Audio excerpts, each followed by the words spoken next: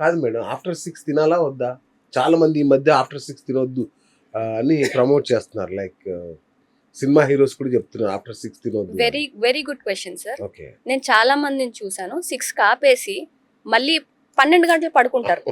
ఆ మధ్యలో మళ్ళీ ఆకలేస్తది. అవును. ఆకలేసినప్పుడు మళ్ళీ వెళ్ళి ఏదో తింటారు. మరి నేను 6 కి తిని ఏం లాభం సార్? అంటే నేను ఏమనుకుంటా అంటే బ్రెడ్డే కదా, ఒక చిన్న ఆమ్లెటే కదా, ఎస్ అంటే ఫుల్ మీల్స్ తినట్లేదు కదా, సో నేను డైట్ లోనే ఉన్నాననే ఫీలింగ్ లో ఉన్నా. అది తప్ప? తప్పే సార్. అంటే మరి మీరు ఇన్సులిన్ రిలీజ్ చేసినట్లే కదా అక్కడ. ఓకే. మీకు వేరంగా తినండి అని ఎందుకు అంటారంటే దానికొక ఇది ఉంది. 6 o'clock కి 5 o'clock 6 కి 6:30 కి సూర్యాస్తం అయ్యేటప్పుడే మీరు ఇంకా ముగించండి అంటే మెటబాలిజం స్లో అయిపోతుంది మీ బాడీకి. అప్పుడు సూర్యాస్తమయం తర్వాత ఎక్కువ మెటబాలిజం స్లో అవుతుంది. దాన్ని బట్టి దాని తర్వాత మీరు ఎక్కువ ఆహారం ఇవ్వకండి బాడీకి, పని చెప్పకండి.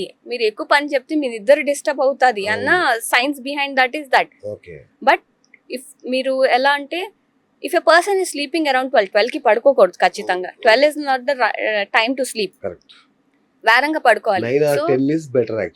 10 ఇవాళ లైఫ్ స్టైల్లో 10 to 11 మేబీ ఓకే. 10:30 దాకా పడుకున్న బెటరే. సో ఈ 5-6 ఎవరికి అంటే 10 కి ఖచ్చితంగా నేను పడుకుని పోతాను, మధ్యలో ఏం తిన్ను అన్న వాళ్ళకి సెట్ అవుతుంది.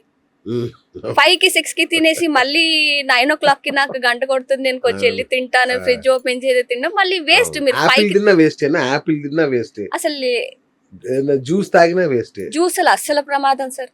అయ్యో, జ్యూసుల గురించి అయితే ఇంకా చెప్పుకుని పోతే గంటలు గంటలు సరిపోవు జ్యూస్. అవునా?